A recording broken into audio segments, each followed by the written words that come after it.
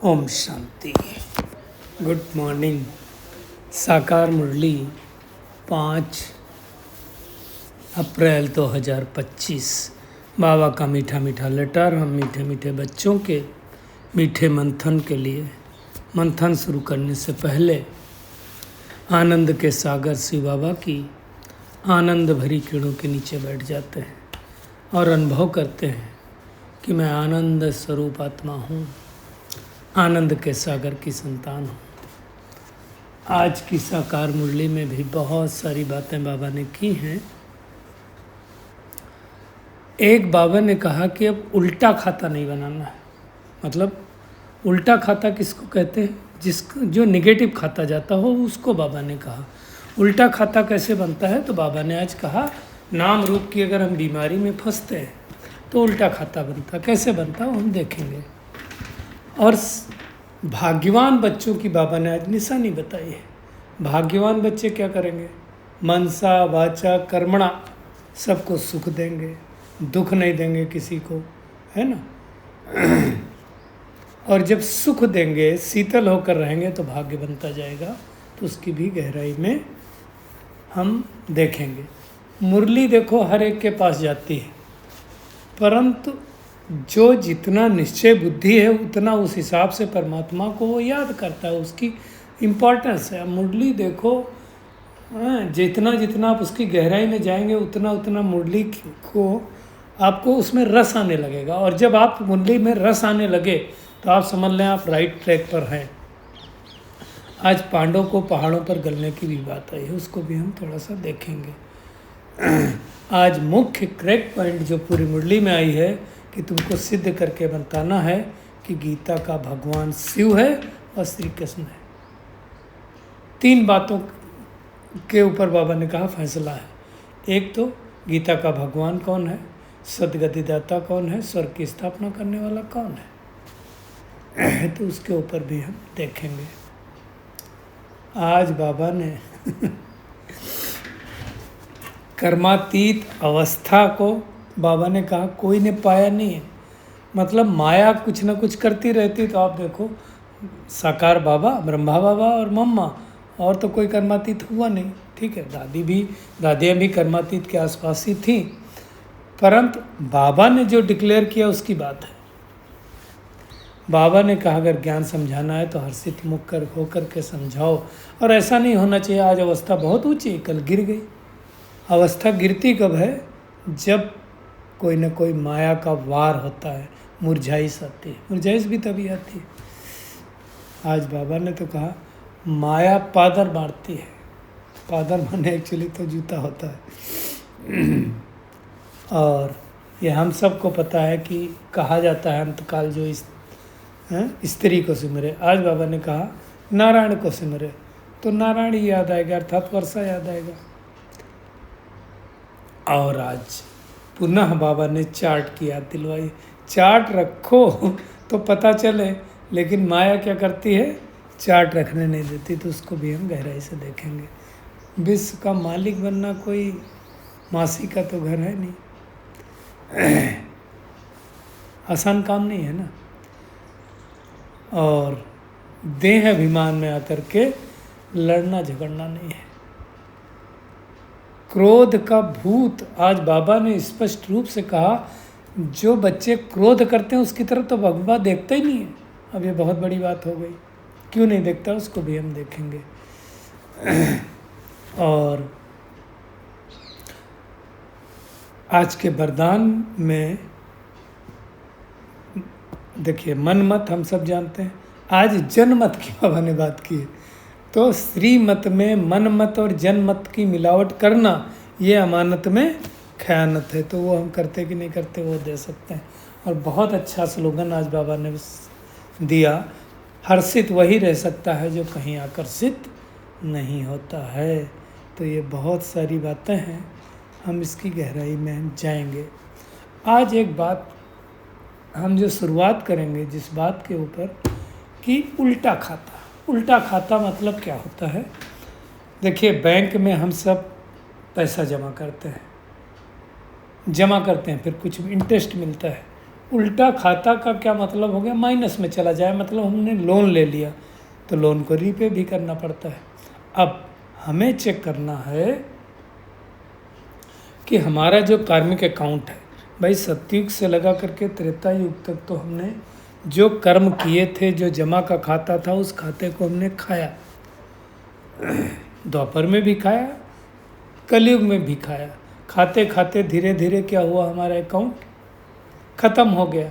अब ख़त्म होने के बाद अगर हम बाबा के बन गए, इसके बाद भी अगर हमारे कर्म ठीक ना हुए, निगेटिव कर्म करते रहे, नाम रूप में फंसते रहे, तो हमारा तो निगेटिव खाता चला जाएगा ना, यानी उल्टा खाता बन जाएगा। अब हमें उल्टा खाता नहीं बनाना है। जैसे कई बार कहते हैं गए थे हवन करने, हाथ जला के बैठ गए, इसका मतलब क्या हो गया कि गए थे किसी को दूसरे को छुड़ाने के लिए और हम बीमारी में फंस गए। ऐसा होता है ना कई बार कि किसी व्यक्ति को हम छुड़ाने गए थे, हम ही फंस गए। इसी के कहावत बनी, हवन करने गए और हाथ जल गए। तो नाम रूप की बीमारी बहुत कड़ी बीमारी है। अब आप सबको ज्ञान सुनाते हैं, अब ज्ञान सुनाने के बाद अगर तुम्हारा बुद्धि उसके साथ लग गया लग गया मतलब वो एक आत्मा याद है। आत्मा तो क्या याद आती है, आत्मा का शरीर याद आता है। तो अगर वो शरीर याद आया मतलब नाम रूप की बीमारी लग गई, और अगर नाम रूप की बीमारी लग गई तो हम हर्षित हो नहीं सकते हैं। तो हमारा बुद्धि योग उस आत्मा के साथ जुड़ गया, उस आत्मा के शरीर के साथ जुड़ गया, तो फिर क्या होगा, हमारा खाता तो घाटा ही होता जाएगा ना। इसलिए किससे लगाना। अब अगर आपका किसी के साथ अगर ऐसा मन लगे, बुद्धि लगे, तो समझ जाने का कि किसके साथ लगा। शरीर माना क्या, 5 तत्वों का बना हुआ शरीर। आप अगर कभी गूगल करें, यूट्यूब पे देखें, शरीर के ऊपर की स्किन हटा करके, तो इस शरीर के अंदर क्या है, ब्लड, फ्लश, मल, मूत्र, है ना, और क्या बोलते हैं, यही सब है, और सेल्स हैं, क्या है इसके अंदर। तो वो देख करके अगर हम आकर्षित होते हैं, मतलब शारीरिक आकर्षण है। स्वर्ग में नाम रूप की बीमारी होती नहीं है। वहाँ एक तो सब सुंदर होते हैं, दूसरा कोई किसी को शरीर से अटैचमेंट नहीं होता, वहाँ आत्मिक स्थिति में रहते हैं। यहाँ क्या होता है, यहाँ देह अभिमान की दुनिया है, तो देह से अटैचमेंट होता है। तो ये बहुत बड़ी बात है। शरीर मिट्टी है, भूत है, इस भूत से क्या आकर्षण करके रखना। तो हमें मुख्य बात ये ध्यान देना है कि हम किसी के नाम रूप में तो नहीं फंसते हैं। नाम रूप में फंसेंगे तो बुद्धि उधर ही जाएगी, उनको ही ढूंढते रहेंगे, उनके बगैर न सेवा अच्छी लगेगी, न उनके बगैर कहीं जाना अच्छा लगेगा, मन करेगा हमारे साथ चले। तो ऐसा नहीं करना, हमें इस बीमारी से बिल्कुल मुक्त होकर के देही अभिमानी बनना। हर एक आत्मा है तो हमें क्या फ़र्क पड़ेगा। अब ये नाम रूप की बीमारी केवल मेल और फीमेल की नहीं होती, फीमेल और मेल की नहीं होती, मेल मेल की भी होती, फीमेल फीमेल की भी होती। तो उसको हमें बहुत अच्छी तरह से ध्यान देना है। अगर तुम्हें ये लगने लगे कि इसके बगैर हम सेवा नहीं कर सकते, इसके बगैर हम क्लास में नहीं जा सकते, इसके बगैर योग नहीं कर सकते, तो आपको नाम रूप की बीमारी लग चुकी है। उस बीमारी में लगने के बाद आपके कर्म उल्टे ही होंगे, और उल्टे होंगे तो बाबा ने कहा फिर क्या करेंगे, 1-2 को प्राइवेट चिट्ठी लिखेंगे, उल्टे कर्म का खाता बन जाएगा। बाबा के पास समाचार आया है, बाबा ऐसे नहीं कहते, और फिर बाबा को कहेंगे बाबा उल्टा सुल्टा काम हो गया। अब भगवान उल्टे को सुल्टा कैसे करे, उल्टे को सुल्टा करने के लिए तुमको पुरुषार्थ करना है।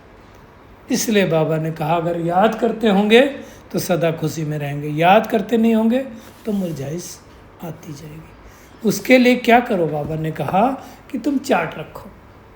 अब क्या है, ये चार्ट भी माया नहीं रखने देती। कई लोग सोचते हैं हम दिमाग में याद करेंगे, लिखने की आवश्यकता क्या है। लिखने के फ़ायदे हम सबको मालूम है, नोट्स बनाने के फ़ायदे मालूम। कई लड़के स्टूडेंट होते हैं नोट्स नहीं बनाते हैं। अब हमने देखा जो नोट्स नहीं बनाते ना, उनके अच्छे मार्क्स नहीं आते क्योंकि कोई ना कोई चीज़ ऐसी होगी जो एग्ज़ाम के टाइम भूल जाएगी।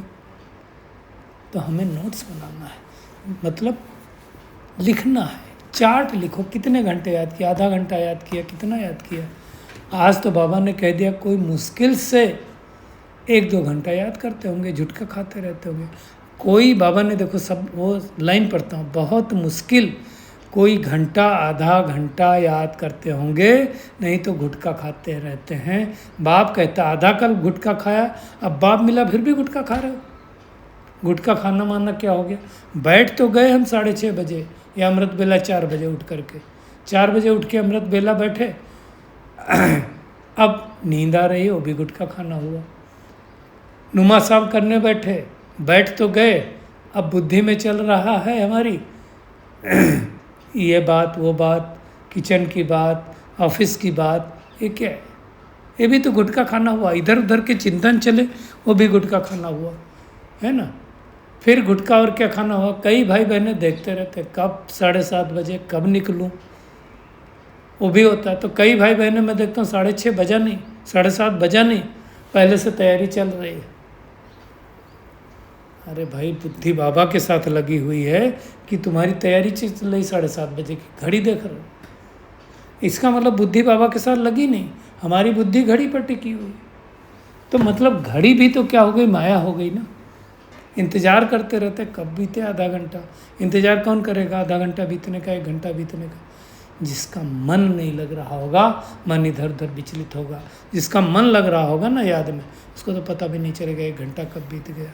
मैं आपको ईमानदारी की बात बताता हूँ, अमृत बेला यूजुअली तो बाबा ने कहा भी हुआ, और बाबा के घरों में 4 बजे से लगा करके 4:45 बजे तक 45 मिनट का टाइम हुआ। वैसे तो बाबा ने कई बार 3:30 से 4:45 भी कहा हुआ बट 3:30 बजे उठने के बाद कई लोगों को दिक्कत भी होती, तो हम वो नहीं कहते हैं, बैलेंस रखना। अब 4 बजे उठिए, अब 4 से हम 5 करते हैं, उसमें खास करके विश्व को सकाश देना विशेष रूप से, और थोड़ा सा 2 मिनट लगते हैं मुरली का जो रिवीजन करते, 2 मिनट मुश्किल से ही लगते होंगे। उसका रीज़न ये है कि अगर सवेरे सवेरे मुरली बैठ गई तो सबकॉन्शियस माइंड में चली जाती है। उसके पीछे लॉजिक ये है हम क्यों करते हैं। अब उसमें भी वो 1 घंटा कब बीत जाता पता नहीं चलता है। कई बार हम सोचते हैं कि चलो भाई आत्मिक स्थिति क्या करें, सूक्ष्मतन में जाएं, परमधाम जाएं, सत्युग जाएं, सब नहीं होता, सकाश दें हो नहीं सकता। क्योंकि देखो मेजॉरिटी टाइम 10 से 15 मिनट 20 मिनट जो हम टाइम लेते हैं वो सोल कॉन्शियसनेस के ऊपर लेते हैं, क्योंकि पहला पार्ट अगर पक्का हो गया तो सब पार्ट पक्का हो जाएगा। तो ये हमें कोशिश करना है, झुटका नहीं गुटका नहीं खाना, गुटका नहीं खाना, झुटका भी नहीं खाना। गुटका खाते हैं बातों का, इधर उधर की व्यर्थ चिंतन का, और झुटका खाते हैं नींद का। तो हमें वो नहीं करना है। कर्म योगी भी बनना है, कर्म करते करते बाबा को याद करना। आज बाबा ने कहा नींद भी कम करना अच्छा है, लेकिन एक बात ध्यान रहे, नींद का भी हमें बैलेंस करना। ऐसा ना हो कि हम थोड़े दिन तो 2 बजे उठ करके बैठ जाए। रात में बाबा ने कई बार कहा ना, नींद जा करके भी बाबा को याद करना है। तो कई भाई बहनें हठ योगी बन गए। अब एक आपको स्टोरी सुनाते हैं, रियल स्टोरी। एक भाई था, वो बाबा ने कहा नींद को जीतने वाले बच्चे, तो उसने सोचा नींद करने नहीं है। अब वो रात भर बैठ करके याद करने लगा। थोड़े दिन तो अवस्था अच्छी हुई, लेकिन जब शरीर की नींद नहीं पूरी होगी तो क्या होगा, शरीर में बहुत सारे बीमारियां आएंगी, बहुत सारे रोग आएंगे, उनको भी आना चालू हुआ। धीरे धीरे वो मानसिक रोग हो गया, डिप्रेशन हो गया, और फाइनली अंतोगत्वा ज्ञान छूट गया। तो हमें ऐसा नहीं करना। नींद को जीतने वाले का मतलब, इसको अच्छी तरह समझना, नींद को जीतने वाले बच्चे का मतलब है कि जब हम जिस घड़ी याद करने बैठे उस घड़ी झुटका ना है, गुटका ना खाएं, इसको कहते हैं नींद में जीतने वाला। हम प्लान करके करें ना, आज 5 घंटे करेंगे, कल 2 घंटे करेंगे, नहीं। इसलिए बाबा ने कहा आप चेक करें, आपकी अवस्था ऊपर नीचे तो नहीं होती, एक रस अवस्था रहती। ये मुश्किल में लोगों की रहती, 2 दिन अच्छी चलेगी, 2 दिन बाद फिर से वैसे। आज बाबा ने कहा खुशी में, बाबा ने तो कड़ा शब्द यूज किया, कल फिर मुर्दे बन जाते हैं। वो नहीं करना है। खुशी कम क्यों होती है? खुशी कम होने का कारण ही है कि बुद्धि कहीं ना कहीं इधर उधर भागती है। तो हमें चेक करना है। आप सोचो कौन मिला हमें, पतियों का पति मिला, तो उसको याद करो ना, लिखो चार्ट में, लेकिन चार्ट लिखने नहीं देती माया। तो अच्छा रखेंगे तो फिर हमें बाबा याद आएगा ना। बाबा कहता है कितना माथा मारना पड़ता है तुम्हारे लिए, मैं विश्व का मालिक नहीं बनता हूँ, तुमको बनाता हूँ, और तुम्हारे लिए कितना माथा मारना पड़ता है। सोचो 89-90 ईयर से भगवान लगातार पढ़ा रहा है, माथा मार रहा है। अब सपूत बच्चे होंगे तो वो तो सर्विस में अपने आप लग जाएंगे, उनको बोलना नहीं पड़ेगा। अगर मोह नहीं है, कोई बंधन नहीं है, तो मन का मोह होता है, तो हमें अच्छी तरह से सेवा करनी है, सपूत बच्चा बनना, भाग्यवान बच्चा बनना है।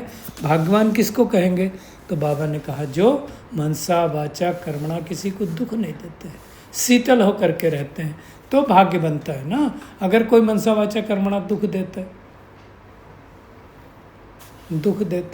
तो भाग्य नहीं बनेगा।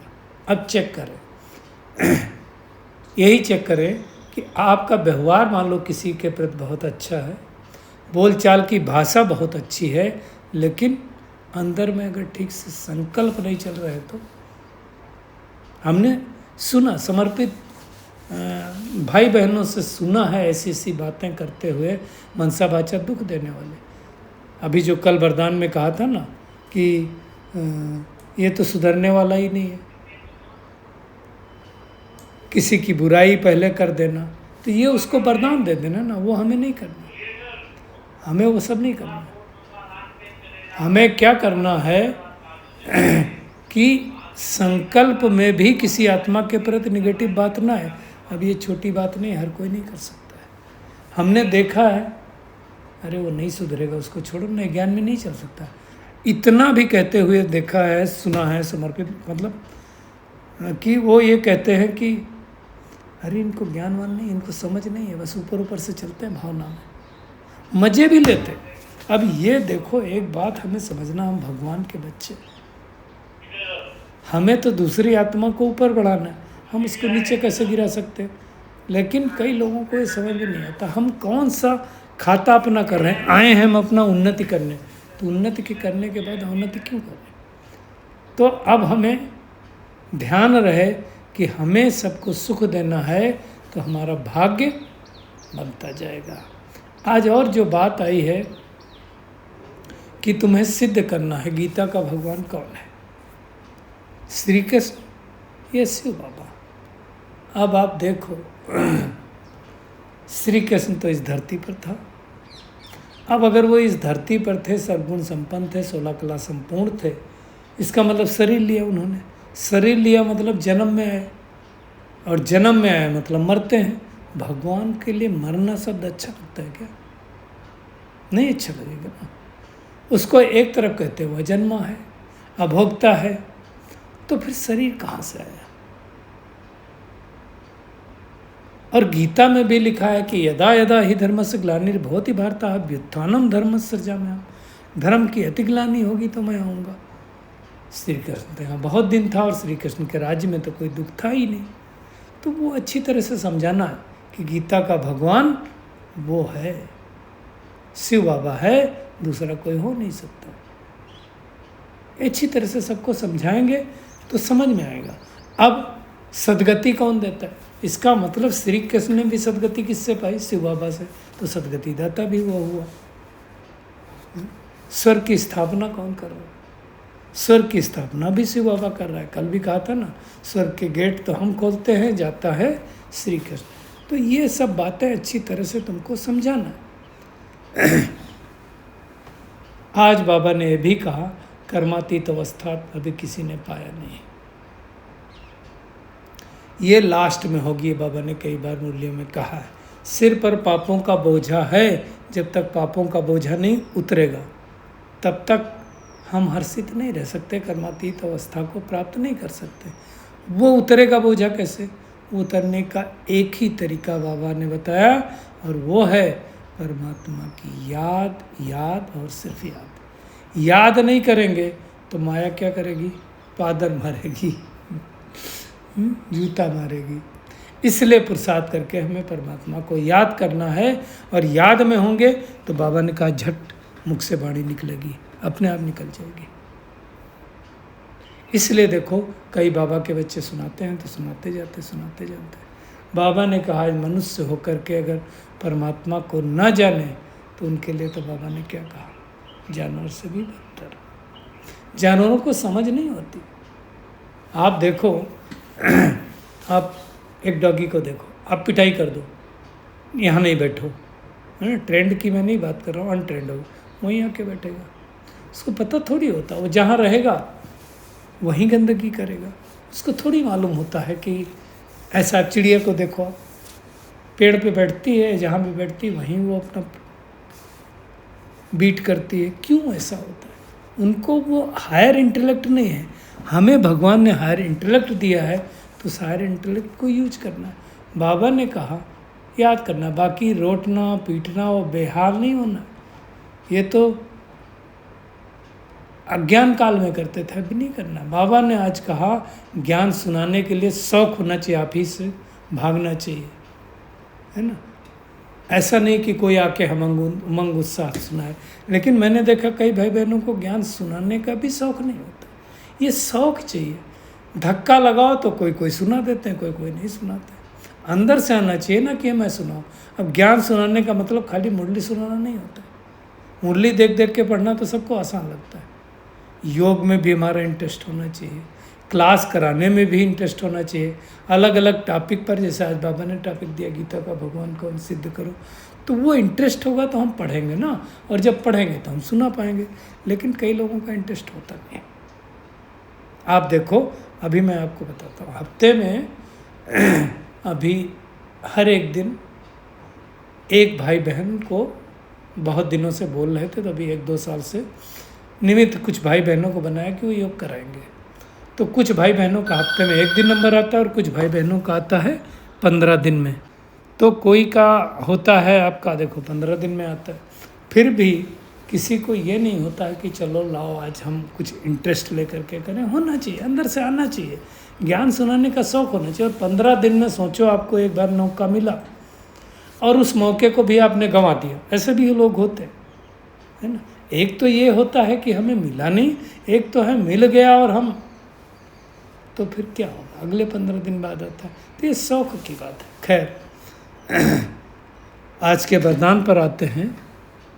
बाबा ने कहा मनमत और जनमत, ये दो की अगर मिलावट हुई तो हम श्रीमत मन नहीं चल सकेंगे। तो हमें क्या करना है, मन मत में, श्रीमत में मन मत और जनमत। मन मत मतलब मेरी मत, जनमत मतलब लोगों की मत। अब जनमत कैसे काम करती है? अरे यार, सारी दुनिया तो ये कर रही है। आप सारी दुनिया गलत हो तो हम गलत हो जाएं, सारी दुनिया बीमार है तो हम बीमार हो जाएं। जैसे मैं एक छोटा सा एग्जाम्पल लेता हूँ। सारी दुनिया एंटीबायोटिक खा रही है, सारे वर्ल्ड में एंटीबायोटिक बैन है, भारतवर्ष में धड़ल्ले से चल रही है। अब आप क्या कहेंगे, सारी दुनिया तो खा रही तो हम भी खाएं। तो खाएंगे तो भुगतेगा कौन? एक जस्ट एग्जाम्पल लिया मैंने, वो तो इंडिविजुअल फैसला है। इसी प्रकार यह हो गया, क्या हो गया, जनमत। ये जनमत की मिलावट हो गई। अरे सारे लोग तो श्री कृष्ण को मान रहे हैं, थोड़े से लोग ब्रह्मा कुमारी को मानते कि वो शिव भगवान है, तो हम वो जनमत के साथ चले जाए। दूसरा क्या होता है, मनमत। बाबा ने कहा है, कल खान पान की बातें आई थी ना, अरे थोड़ा चलता है। अब जैसे कहा थोड़ा चलता है, मतलब ये भी चलता है वो भी चलता है, और चलते चलते फिर माया। एक अभी आप देखो, एक दिन आप गैप करो, नुमासान नहीं करो, एक दिन मुरली क्लास छोड़ दो, दूसरे दिन क्या होगा, फिर माया आएगी, कोई दूसरा बहाना मिलेगा, फिर कोई आएगी, तीसरा बहाना मिलेगा। मैं कहता हूँ कि अगर आप नहीं छोड़ना चाहते तो कौन आपको छुड़ा सकता है? आपके घर में रिलेटिव आए हैं, दोस्त आए, उनको भी सिखाओ ना, कौन पकड़े। इसलिए बाबा ने कहा कि इस खयानत और मिलावट को समाप्त कर दो। क्या करो, रूहानियत और रहम को धारण करो, अपने ऊपर और सर्व के ऊपर रहम कर सो कल्याणी बनो। खुद को देखो, बाप को देखो, औरों को नहीं देखो। और सदा हर्षित वही रह सकते हैं जो कहीं भी आकर्षित नहीं होता। हमें चेक करना है। और बाबा और हम कंबाइंड रहें, है ना। बाबा ने कहा जब कंबाइंड है तो करण करावनहार बाबा और मैं निमित्त करणहार आत्मा, इसको बाबा ने असोच कहा। मतलब परमात्मा के प्रति श्रेष्ठ संकल्प चले, उसको ही असोच कहा, उसका शुभ चिंतन चले। तो आज की पूरी मुरली में टेक होम यही है कि हमें किसी देहधारी को नहीं याद करना है, कर्मयोगी बनना है, याद में बैठना जरूर है, चार्ट रखना है, अपने को बहुत मीठा और शीतल बनाना है, श्रीमत में मन मत जनमत मिक्स नहीं करना है, और हर्षित रहने के लिए कहीं भी आकर्षित नहीं होना है। अच्छा, शुक्रिया मीठे प्यारे बाप दादा, शुक्रिया आप सभी का इस मीठे मंथन के लिए। अच्छा, ओम शांति।